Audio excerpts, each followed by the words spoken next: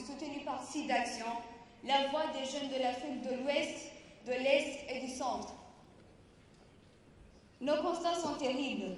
Dans le monde, 68% de nouvelles affections concernent les adolescents et les jeunes. En Afrique subsaharienne, les filles sont particulièrement plus touchées. Seul un enfant sur deux a accès au traitement. Dans certains de nos pays, des ruptures d'ARV persistent, se répètent et depuis des années. Nous sommes souvent les premiers à le subir. Les ARV pédiatriques sont largement insuffisants, ne sont ni adaptés ni diversifiés. L'accès au suivi biologique est également limité et irrégulier. Certains d'entre nous attendent plus de 3 ans avant de savoir si leur traitement fonctionne. Pour finir, du fait de notre statut sérologique, nous subissons de multiples stigmatisations et discriminations. Les autres ont peur de nous. Nous ne pouvons plus accéder à certains métiers, formations ou encore des bourses d'études. Certains perdent leur travail, d'autres sont rejetés par leurs amis ou leur famille.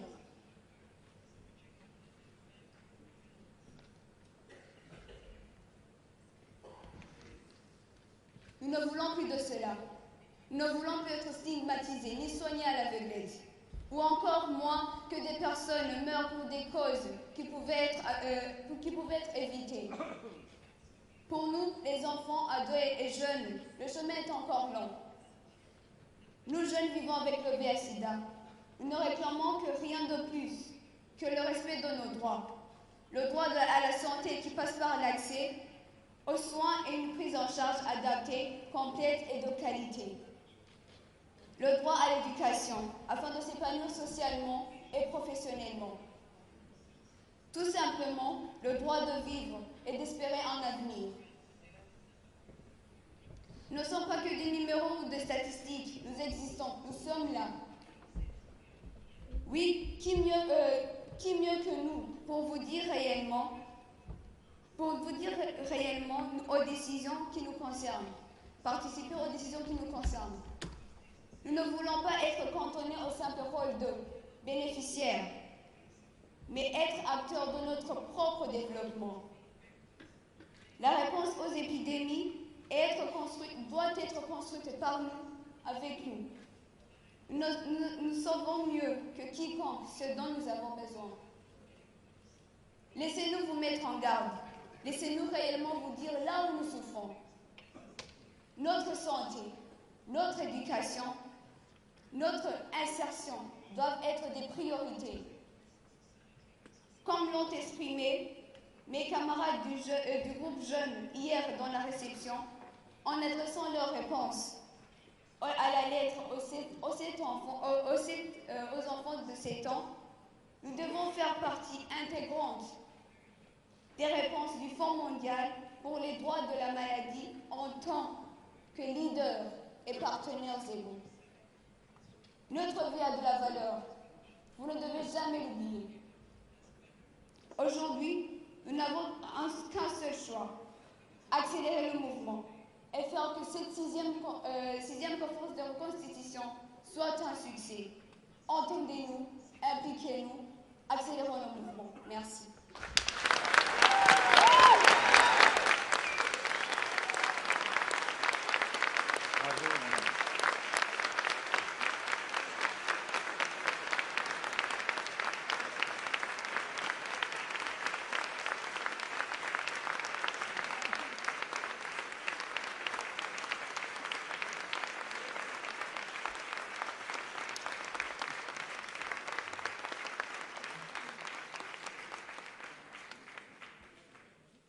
Merci beaucoup. Vous pouvez rester là. Merci à toutes et tous d'être là. Elle a fait le travail. Personne ne peut expliquer avec plus de force que Amanda vient de le faire l'importance de votre présence, de votre engagement et de ce que nous devons faire.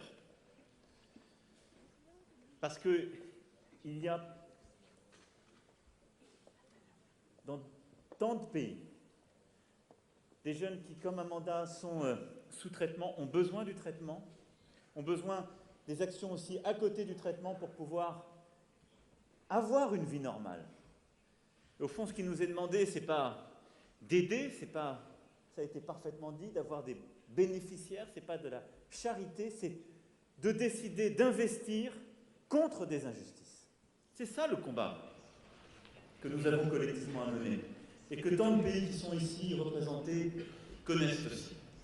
Et vous avez dit avec beaucoup de force, et je vous en remercie, l'important c'est le sens de la lutte que beaucoup ici veulent mener. Ce que nous voulons faire ici aujourd'hui, à partir d'ici, c'est de faire disparaître le sida, la tuberculose, le paludisme de la surface de la Terre. Juste ça.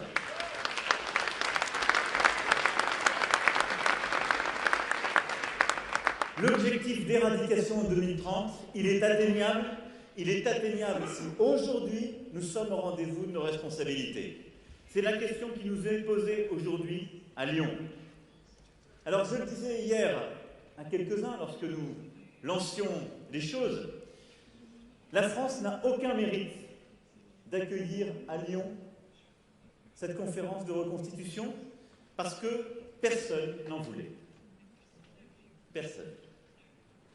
Parce qu'au fond, on se disait, le système multilatéral est fatigué, regardez, il y a des crises partout, on est en train de douter partout du système, parce que dans beaucoup de pays qui donnaient historiquement, au fond, la morsure est moins présente.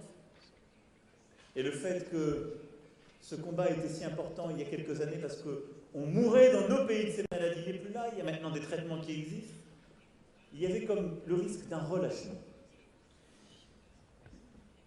Et au fond, le sentiment qui pouvait, il y a encore quelques mois, être présent, c'est que le combat contre les grandes pandémies qui avaient été puissamment porté dans les années 2000, au travers du Gavi, du NITEC, du Fonds mondial, n'était plus dans toutes les têtes et les cœurs.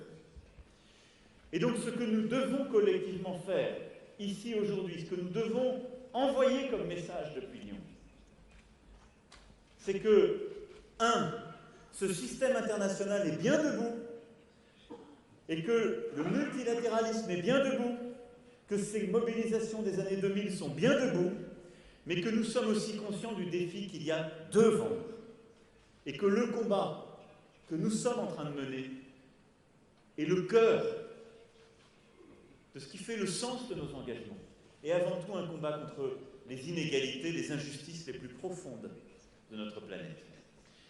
C'est d'abord un combat contre les inégalités entre pays. Il y a aujourd'hui plus de la moitié de la population mondiale qui n'a pas aujourd'hui accès aux services de santé dont elle a besoin. Plus de la moitié. C'est ensuite un combat contre les inégalités de genre. Les femmes et les jeunes filles continuent d'être touchées de façon disproportionnée par le VIH, la tuberculose ou le paludisme. En Afrique subsaharienne, les adolescentes et les jeunes femmes entre 15 et 24 ans, elles sont 2 fois plus exposées au VIH que les garçons du même âge. Et cela monte jusqu'à 6 fois plus dans les pays les plus durement touchés.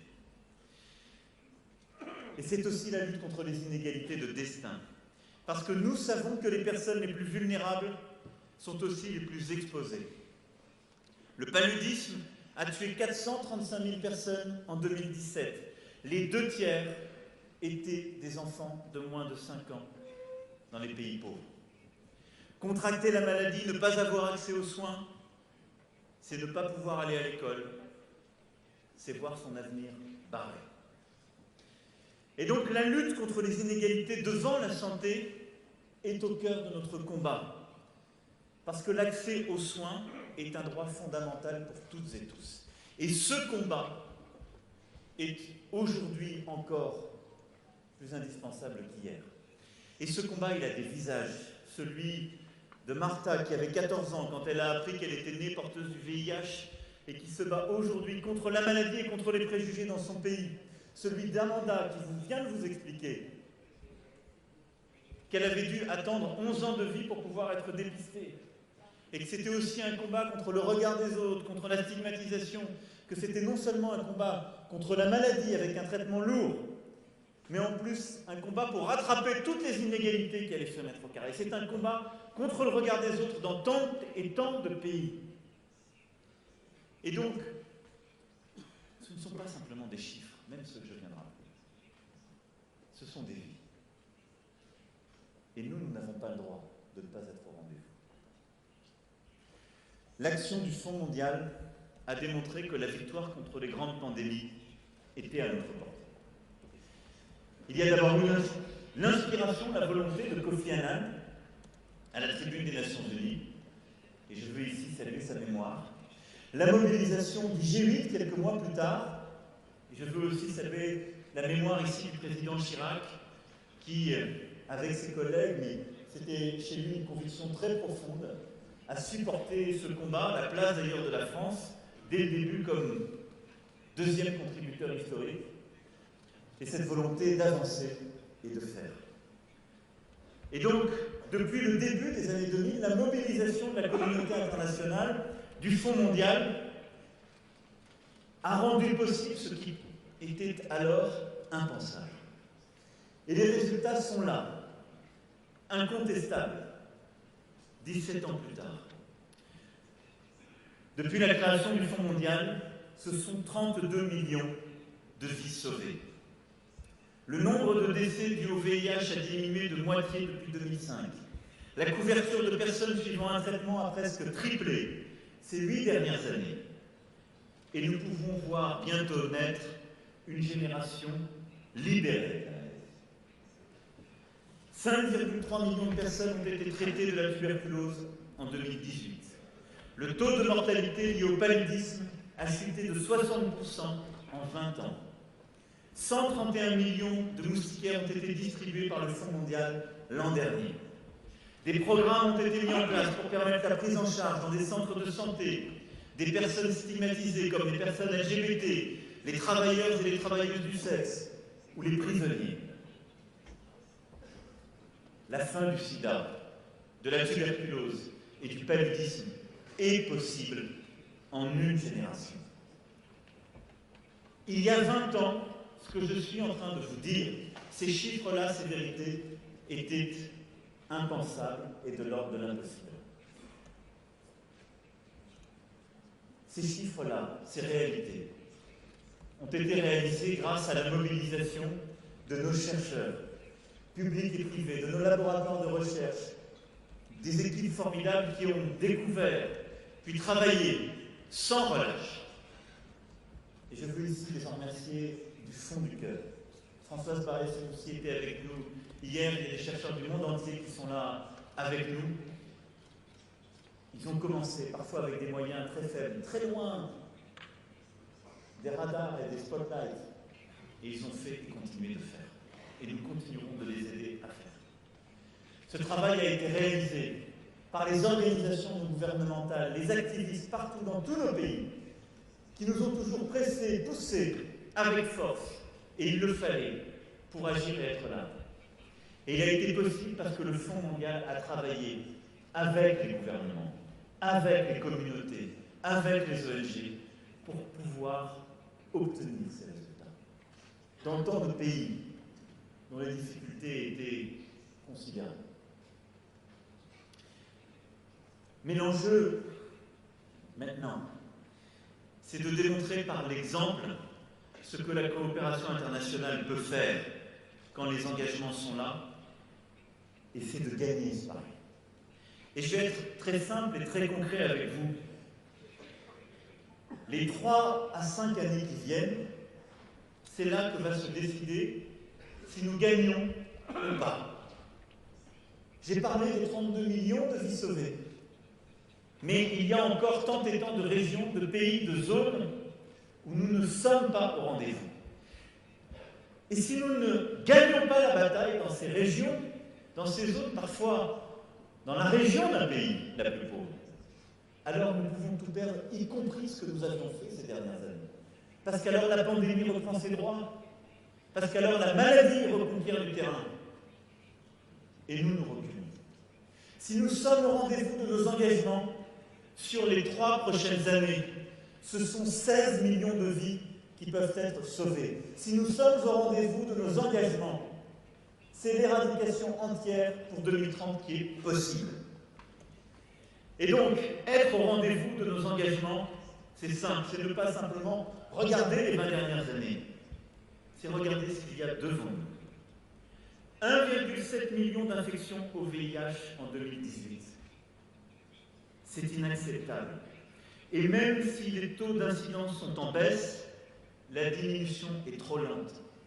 1,6 million de personnes mortes de la tuberculose en 2017, contractées par 1 million d'enfants la même année. Les nouvelles infections dues au VIH sont en recrudescence dans une cinquantaine de pays d'Afrique du Nord, du Moyen-Orient, d'Amérique latine. La tuberculose multirésistante se répand en Europe, en région Asie-Pacifique, en Afrique. Et après des années de recul constant, le nombre de cas de paludisme repart aujourd'hui à la hausse dans l'ensemble des pays africains. La résistance aux médicaments, aux insecticides, gagne du terrain. Et nous voyons encore beaucoup trop de recul, de difficultés d'accès au traitement dans certaines régions. Et donc vous le voyez, je viens de dire ce que, en 17 ans, nous avions fait d'impensable. Mais aujourd'hui, la situation est critique. Et nous sommes à un tournant. C'est pourquoi nous devons nous engager sans relâche. Et c'est pourquoi la journée, aujourd'hui, mais pas simplement ce jour, les mois et les années qui viennent sont déterminants dans cette bataille. Nous n'avons non seulement pas le droit de reculer, mais nous avons la possibilité d'éradiquer ces maladies, de sauver 16 millions de vies dans les années qui viennent, de prévenir 234 millions d'infections et d'éradiquer d'ici 2030 ces maladies. C'est pourquoi j'appelle chacun ici, les États, le secteur privé, à accélérer avec nous. C'est ce matin que nous relèverons les compteurs et au-delà, que nous serons au rendez-vous de l'histoire et de nos responsabilités. L'objectif en même temps que nous devons nous donner est d'être plus efficaces. Nous devons faire mieux pour que les résultats spectaculaires que nous venons d'obtenir soient confortés, confirmés, et pour nous mobiliser pleinement. Nous devons accentuer notre mobilisation au Sahel, en particulier sur le renforcement des capacités des acteurs locaux, pour inverser la courbe des infections liées aux 3 maladies, renforcer les systèmes de santé, améliorer l'accès aux soins des personnes les plus vulnérables. C'est un enjeu sanitaire et sécuritaire qui nous concerne tous. Les présidents du Niger, du Burkina Faso sont avec nous aujourd'hui. Je sais combien ils mènent ce combat. Il est indispensable et il nous faut concentrer nos efforts là-dessus. C'est le même effort que nous voulons avoir au Cameroun, en République centrafricaine, en Madagascar, Eswatini ou en Côte d'Ivoire, où nous savons là aussi, il nous faut mêler à la fois l'effort du Fonds mondial avec la consolidation, le renforcement des réseaux de santé, l'accès aux soins primaires des populations. Nous devons partout travailler avec les pays récipiendaires sur la mise en place des systèmes de santé plus solides et plus efficaces. Le Rwanda a fait un travail remarquable ces dernières années en la matière, ce qui a permis d'avoir de tels résultats du fond dans ce pays.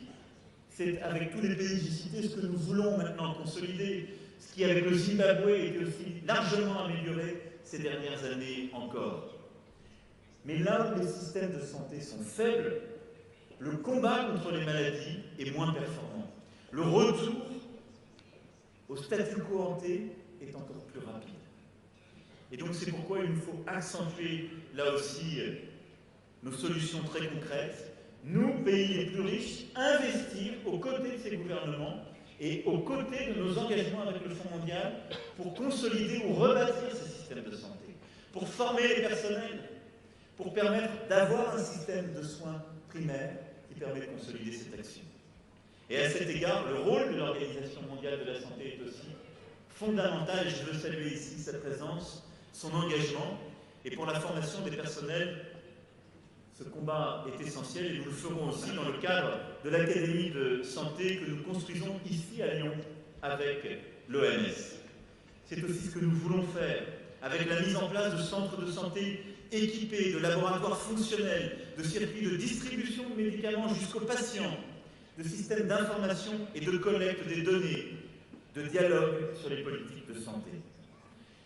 Et à cet égard, je suis extrêmement heureux de voir tant de chefs d'État, amis africains, qui sont venus affirmer leur engagement en faveur des politiques de santé publique dans leur pays, leur volonté d'investir dans ce domaine. Et je tiens également à saluer l'engagement des présidents Kaboré et Rajoelina, qui ont tous deux confirmé ici même hier leurs investissements en santé cette année, répondant à l'appel lancé par le président du Rwanda lors du sommet de l'Union africaine en février 2019. Je veux saluer l'engagement du président Issoufou, qui a aussi constamment ces dernières années réengagé son pays sur cette voie. Vous le savez, et nous en parlions encore aussi avec le président Biya hier, nous avons cette volonté, cette force de vous aider à rebâtir l'investissement en santé et en éducation. Il est indispensable. Je souhaite que nous lancions ensemble aujourd'hui une réflexion commune sur la question de la transition d'un cadre où il y a un fort soutien des donateurs internationaux vers un financement national du système de santé. Et au fond, au-delà et en plus de cette mobilisation du Fonds mondial, c'est cette action avec les pays et dans les pays que nous devons conduire. Avoir une action globale et inclusive en engageant tous les acteurs, comme le fait le Fonds mondial, en nous attaquant aussi aux causes sous-jacentes des nouvelles infections. Parce que nous ne vaincrons définitivement le sida, la tuberculose et le paludisme que si nous défendons aussi les droits des personnes discriminées dans leur accès aux soins. Et je pense ici, évidemment, aux personnes LGBT, aux travailleurs et travailleuses du sexe, aux prisonniers, aux migrants, partout, dans tous les pays cités et au-delà. En plus des soins, de l'accès aux soins, c'est la lutte contre la discrimination, la distorsion du regard, sur laquelle il faut aussi travailler. Nous ne vaincrons définitivement le sida, la tuberculose et le paludisme que si nous agissons aussi pour l'égalité entre les femmes et les hommes. C'est ce que nous avons lancé avec le partenariat pour l'égalité à Biarritz et le partenariat mondial pour l'éducation travaille avec nous sur ce point. Et ce sont ces synergies sur lesquelles nous voulons aussi œuvrer avec la conférence Pékin plus 25 et le forum Génération Égalité que nous accueillerons dans quelques mois en France et qui sera aussi l'occasion de porter une initiative sur la santé infantile, maternelle, sexuelle et reproductive et qui est jumelle de ce combat. Nous devons plus nous appuyer sur les très nombreuses innovations en santé conduites sur le terrain par les acteurs locaux. Le Conseil présidentiel pour l'Afrique a produit un rapport sur les innovations africaines dans le domaine de la santé qui le confirme. Sur le terrain, les réponses technologiques, scientifiques, sociétales sont là et elles sont efficaces. E-learning pour les infirmières au Sénégal, centre d'excellence pour le traitement de la tuberculose en Éthiopie, formation des agents de santé communautaire au Rwanda, centre de prise en charge dédié en Afrique du Sud pour les personnes les plus exposées au risque d'infection, au VIH, LGBT, travailleurs du sexe, etc. Il y a partout des innovations qu'il faut accompagner sur le terrain pour gagner cette bataille. Et nous devons donc, en même temps que nous nous engageons aujourd'hui à contribuer au Fonds mondial et renforcer son action, renforcer notre action aux côtés, avec les pays africains et les sociétés africaines dans ce combat. Mieux articuler notre action avec ces projets locaux qui portent à la fois la possibilité de garantir un droit effectif à la santé et ses transformations profondes. Amanda nous l'a dit tout à l'heure. Ce qu'elle veut, ce que la jeunesse d'Afrique veut, ça n'est pas de recevoir des aides, c'est de pouvoir mener une vie normale, choisir sa vie et décider que l'investissement que nous faisons collectivement, elle puisse s'en servir pour faire, aider son pays à réussir, avoir une vie normale. Nous leur devons. Et nous nous devons d'être au rendez-vous collectivement. Alors pour ce faire, vous l'avez compris, le cœur de la bataille, c'est évidemment d'avoir cette approche très large, mais c'est d'être, nous tous, pays les plus riches, au rendez-vous de nos objectifs. La France sera au rendez-vous de ces deux objectifs.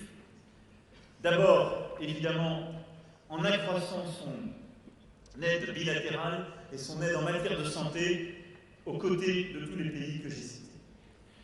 Je dois le dire, j'ai regardé les chiffres, nous avons depuis un peu plus de 10 ans quasiment annihilé notre aide bilatérale en matière de santé et de réseau de soins primaires, d'accès aux soins primaires dans beaucoup de pays.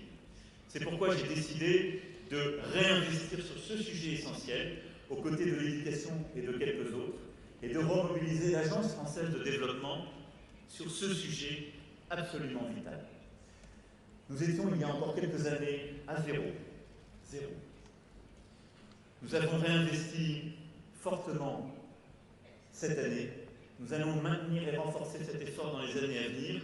Et je souhaite que nous puissions sceller un partenariat historique nouveau avec les pays africains qui en ont le plus besoin et le Fonds mondial. Et je souhaite que nous puissions le signer dans quelques semaines en Côte d'Ivoire, où je me rendrai. Et je remercie Peter Sands et l'ensemble du Fonds mondial d'avoir accepté cette invitation. Nous remobiliserons l'aide bilatérale française fortement sur plusieurs projets concrets et 3 axes prioritaires: la santé maternelle et infantile et la santé sexuelle et reproductive, la couverture santé universelle et le renforcement des systèmes de santé. Et puis il y a le combat pour le Fonds mondial qui nous réunit aujourd'hui. La France, comme vous le savez, est le deuxième contributeur historique. Nous avons demandé à tout le monde d'accroître de 15% la contribution.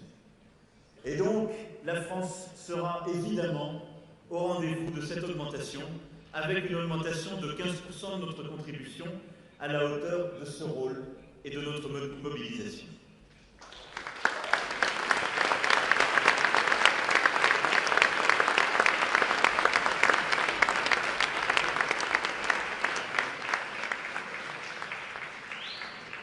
Mais je veux ici aussi être clair, cette mobilisation, elle ne peut pas se faire aux dépens de nos autres engagements.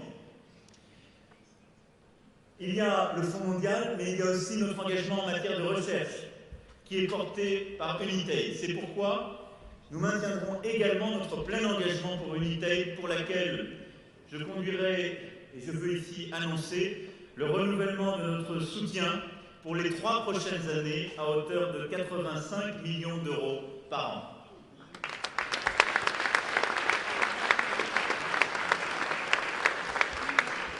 Parce que s'il n'y a pas la recherche, l'engagement collectif pour la recherche, nous n'aurons pas les résultats. Et bien entendu, nous serons naturellement aussi au rendez-vous de Gavi à Londres en juin prochain, car comme Unitaid, ces actions sont complémentaires et nous devons aussi continuer de nous mobiliser en matière de vaccination. Alors, une fois que j'ai dit ça, est-ce que nous avons gagné le combat? Est-ce que nous sommes de rendez-vous? Beaucoup de pays sont là, qui se sont mobilisés et ont accepté de porter le combat. Je veux remercier la présence des États-Unis d'Amérique, ici avec nous, de plusieurs membres du Congrès. Les États-Unis sont le partenaire historique de ce fonds, ont confirmé leur engagement, leur présence, et sans vous, ce ne serait pas possible d'être à la hauteur et d'atteindre ces 14 milliards. Et donc, merci pour cela.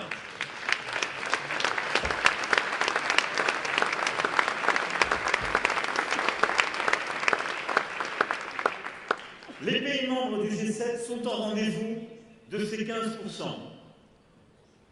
J'ai cité évidemment les États-Unis, la France devant vous, le Canada, l'Allemagne, l'Italie, le Royaume-Uni sont tous présents et se sont mobilisés. Nos amis japonais font beaucoup, je le sais, mais je crois à la surprise. Je sais, monsieur le ministre, que vous êtes là, nous nous sommes parlé, un premier effort a été fait. Je suis sûr que le Japon peut toucher ces 15%, Et c'est un game changer, comme on dit en bon français, si le Japon fait cet effort. Et donc, je crois dans cette mobilisation, je mets de la pression parce que nous en avons besoin. Il y a un très grand pays donateur qui est sur tous nos combats, qui est exemplaire pour nous tous, qui est la Norvège. La Norvège donne énormément pour le climat. Et donc, elle est un grand donateur, mais c'est vrai qu'elle n'a pas fait les 15% là. Si on pouvait faire un tout petit peu plus côté norvégien, ce serait formidable.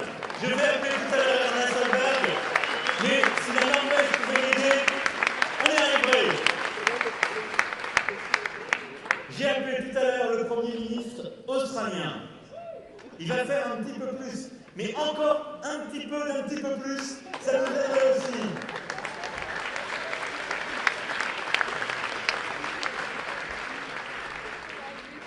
Il y a 3 pays qu'on attend énormément.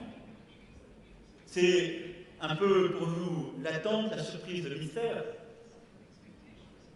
Les Émirats arabes unis, le Qatar et l'Arabie saoudite.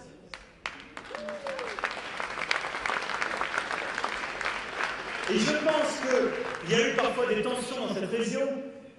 Si ces 3 pays pouvaient se réconcilier sur un agenda de générosité internationale pour le Fonds mondial, ce serait formidable. Et tout à l'heure, je souhaiterais qu'ils puissent monter avec nous, tous les 3 sur la scène, pour annoncer un engagement historique. Si ces 3 pays décident de rentrer dans le club, je ne parle pas de milliards, la France va mettre près d'1,5 milliard sur cet engagement. Je parle pour ces pays qui ont des possibilités, si j'ai bien compris, de faire 100, 150 millions sur 3 ans. Je crois que c'est possible. Et donc je compte vraiment sur ces 3 pays pour rejoindre le club et nous aider. Je sais aussi qu'on va continuer à mobiliser. J'ai parlé ce matin à Gianni Infantino pour que la FIFA soit parmi nous. Je pense que le CIO pourrait être parmi nous aussi. Et donc, dans les 3 heures qui viennent, on doit atteindre les 14 milliards. Dans les 3 heures qui viennent. Donc vous l'avez compris, la pression va être maximale. Alors, ça c'est la mobilisation des gouvernements. Et donc, vous avez compris sur qui je mettais la pression. Je vous demande vraiment de m'aider à le faire, de prendre vos téléphones, d'appeler, de vous mobiliser, de faire des tweets et de montrer combien tout cela est important. Et puis, il y a le secteur privé. Et tout ce qu'on fait avec le secteur privé qui est essentiel, et c'est une caractéristique du Fonds mondial. Et je veux vraiment ici remercier les entreprises, les fondations qui sont présentes autour de la table et avec lesquelles nous travaillons et nous continuons de travailler. La France fait et continuera de faire beaucoup avec plusieurs d'entre vous. La Fondation Mérieux, par exemple, et nous participons au renforcement des services de biologie médicale dans 7 pays d'Afrique de l'Ouest avec la Fondation et plusieurs autres fondations françaises qui sont ainsi engagées. Et comme je le disais, c'est aussi avec beaucoup de ces fondations du secteur privé que nous renforcerons, conformément aux recommandations du Conseil présidentiel pour l'Afrique, nos partenariats techniques avec de nombreux pays et les expertises techniques que nous allons renforcer au Mali, au Burkina, au Burundi, au Niger, en RCA, et qui sont absolument essentielles. C'est ce que nous ferons aussi en Côte d'Ivoire avec l'Institut national de formation des agents de santé. Mais pour le Fonds mondial, l'engagement du secteur privé est essentiel. Je veux vraiment remercier Bill Gates et sa fondation parce qu'il est aussi au rendez-vous. Il a été au rendez-vous historiquement et il est au rendez-vous à nos côtés de l'augmentation.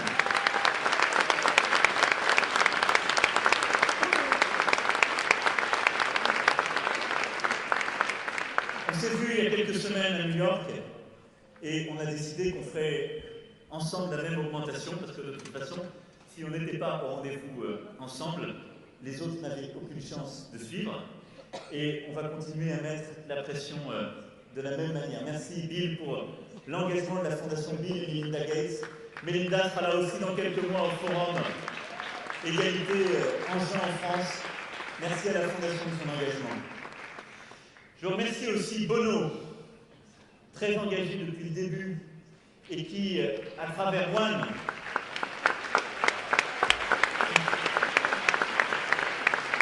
a toujours été là et avec l'initiative RAID a mobilisé le secteur privé de manière extraordinaire en poussant les uns les autres, en mobilisant. Il a travaillé toute la nuit encore. On l'a laissé à l'Hôtel Dieu avec Monsieur le maire et quelques autres. Il a obtenu encore des millions d'euros supplémentaires d'engagement cette nuit du secteur privé à Lyon et il va continuer grâce à l'initiative RAID. Merci Bono.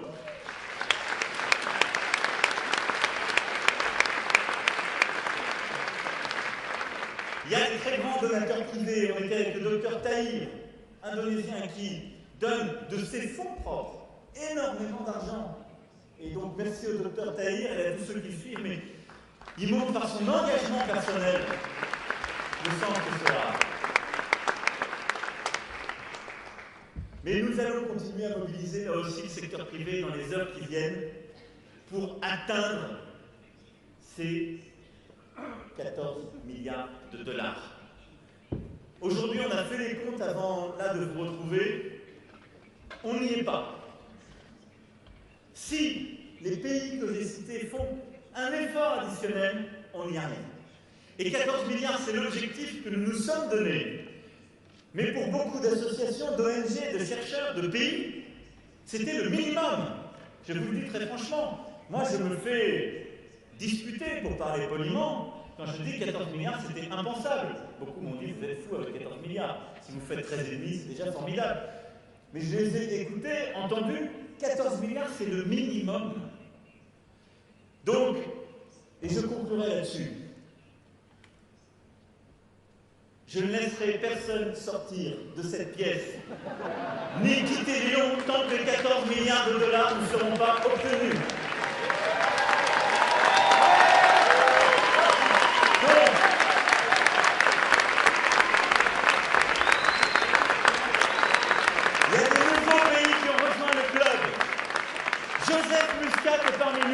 Et je le remercie, Malte est là, qui s'engage pour la première fois. Il n'a pas un budget énorme, mais il est là parce qu'il pense que c'est important. Et c'est un grand leader.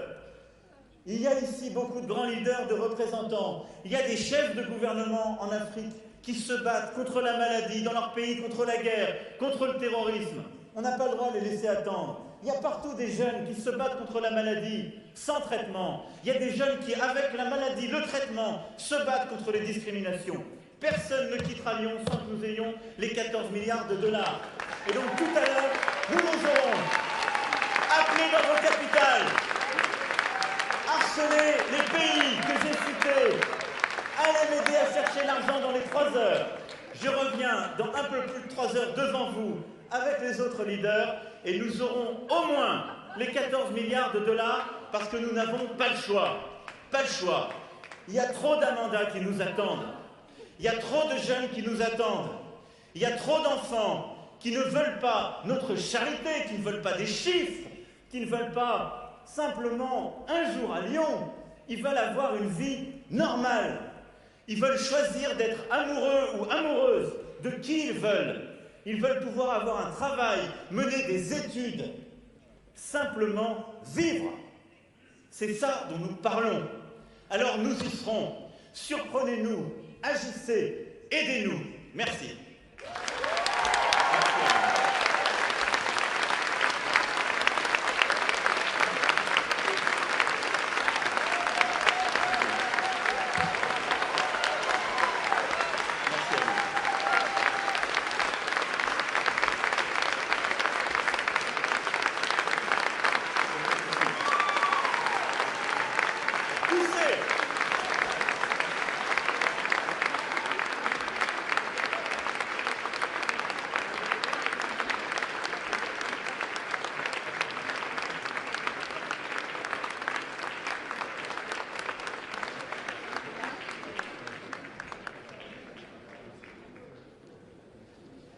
Merci beaucoup, Monsieur le Président, pour ces paroles d'engagement et d'encouragement et également à vos incitations très directives à la mobilisation. Et bien évidemment beaucoup plus largement pour tous les efforts que vous avez menés, en particulier pour l'équité, en particulier dans le domaine de la santé. Et un grand merci à Amanda également pour votre courage et merci de nous avoir rappelé pourquoi nous sommes ici. So, focus on the United Nations now. This organization, led at the time by Mr. Kofi Annan, whom we celebrated yesterday during the Nobel Laureate sessions, was instrumental in the creation of the Global Fund.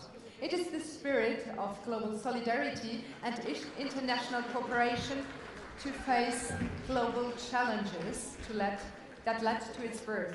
So let's turn now our attention to the screen for a message conveyed by Ms. Amina Mohamed, United Nations Deputy Secretary General, who could not be with us in person today. So let's listen to her.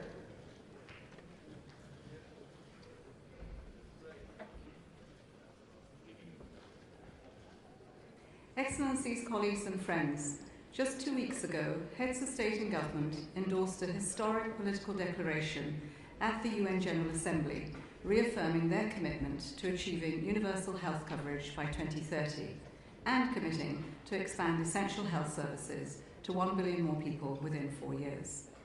In addition, health is recognised as being a linchpin for achieving all the Sustainable Development Goals. You have now gathered in Lyon to build on that high-level momentum and ambition. I wish to thank President Macron of France for his leadership and for hosting the 6th Global Fund Partnership Replenishment, which will be a key driver for achieving health and well-being for all. Through your collective